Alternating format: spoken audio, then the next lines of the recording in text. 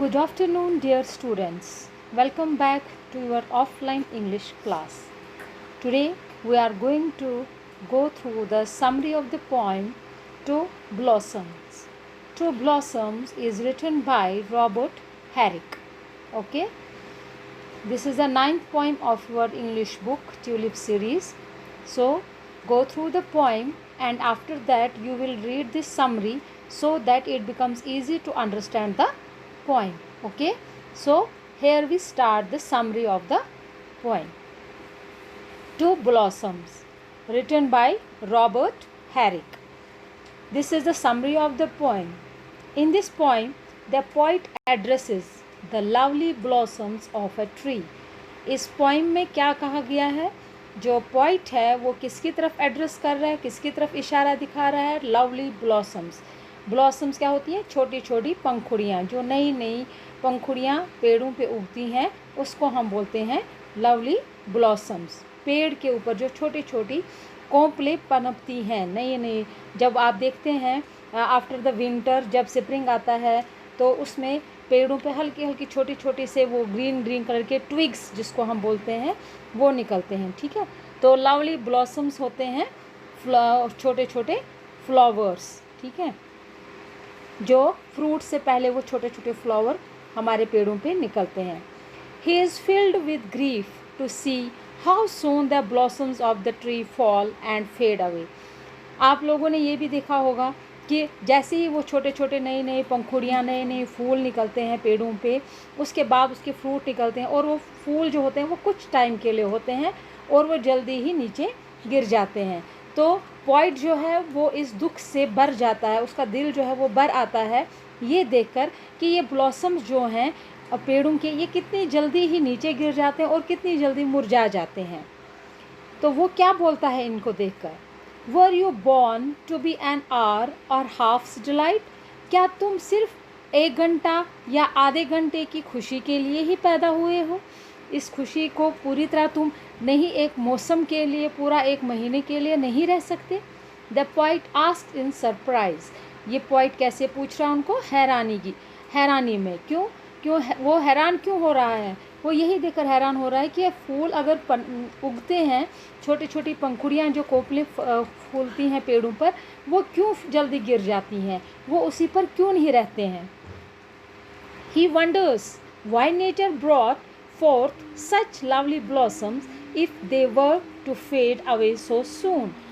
वो हैरान हो जाता है, वो कश्म पड़ जाता है, वो उसको अजीब सा लगता है कि नेचर ऐसा क्यों होता है, नेचर में ऐसा क्यों होता है कि वो इन फ्लावर्स को पहले उगाता है और फिर उनको जल्दी से ही फेड अवे, मतलब उनको मुरझा देता है ताकि वो जल्दी नीचे गिर जाते हैं. तो ये सब नेचर के ऊपर डिपेंड होता है. It depends all on nature. कितने टाइम पे फूल रहेगा, कितने टाइम के बाद उसमें नए फ्रूट्स लगेंगे या फ्लावर्स लगेंगे. तो it depends all on the our natural cycle. ठीक है, तो इसलिए वो नेचर पे हैरान है कि ऐसा क्यों होता है प्रकृति में, नेचर में ऐसा क्यों होता है. But then he sees a deeper meaning in the fate of the blossoms. But उसके बाद वो काफ़ी गहरा मतलब देखता है, काफ़ी गहराई से सोचता है कि इसका कोई ख़ास मकसद होगा कि इन ब्लॉसम्स की किस्मत में क्या लिखा है. He sees them as a symbol of universal transience.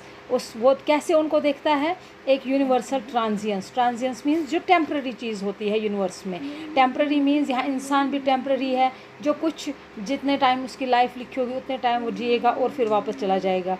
तो हर एक टेम्प्ररी चीज़ जो होती है अर्थ पर उसको हम बोलते हैं यूनिवर्सल ट्रांजियंस. ओके, तो वो उसको कैसे लेते हैं? As a symbol. वो उन फ्लावर्स को उसी के निशान पर लेता है कि ये भी एक टेम्प्रेरी चीज़ है जो आई, खिली और मुरझा गई.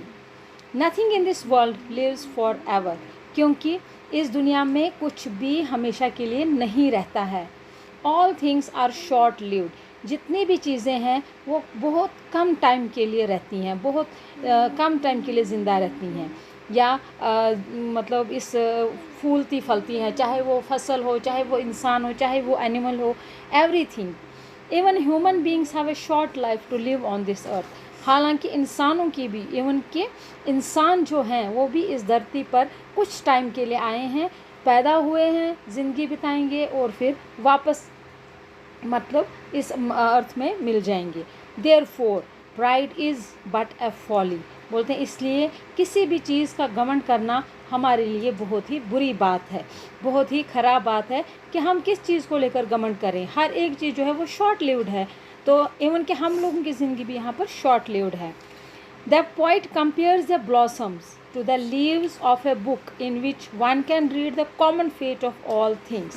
पोइट ने ब्लॉसम्स को एक किताब के पन्ने के साथ ये किया गया है, कंपेयर किया है किसके साथ, किताब के पेज के साथ, जिसको हम पढ़ते हैं, पढ़ के टर्न कर देते हैं और दूसरे पेज पर आ जाते हैं। इसी तरह जो ब्लॉसम्स हैं वो भी अपनी किस्मत जितनी है उसकी, 1 दिन की है, 2 दिन की ज़िंदगी है, 3 दिन की ज़िंदगी है, वो जीकर वो पन्ना जो है वो पलटा जाता है और वो मुरझा जाता है। ठीक है, तो हर एक कॉमन चीज़ की अपनी अपनी फेट होती है।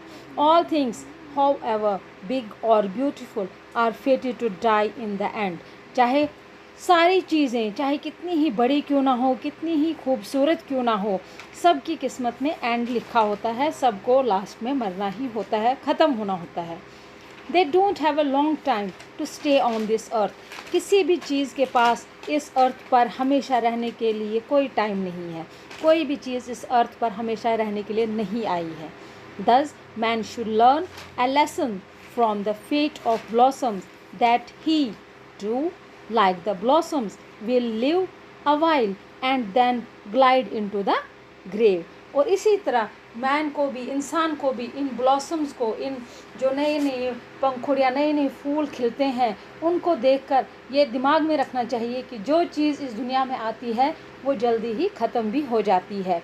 तो इसलिए हमें किसी भी चीज़ का घमंड नहीं करना चाहिए कि जो भी इस चीज़ पर, दुनिया अर्थ पर जो भी चीज़ आई है, that remains for a life for while, कुछ देर के लिए, कुछ सालों के लिए, कुछ महीनों के लिए आई है और उसके बाद फिर से वो ग्लाइड टू द ग्रेव, फिर से वो दफन हो जाती है, फिर से वो ग्रेव में, कब्र में उसका एंड हो जाता है। ठीक है, तो this is the poem written by Robert Herrick, very meaningful poem and very beautiful poem. Okay, go through the summary. Till then, take care, stay home, stay safe.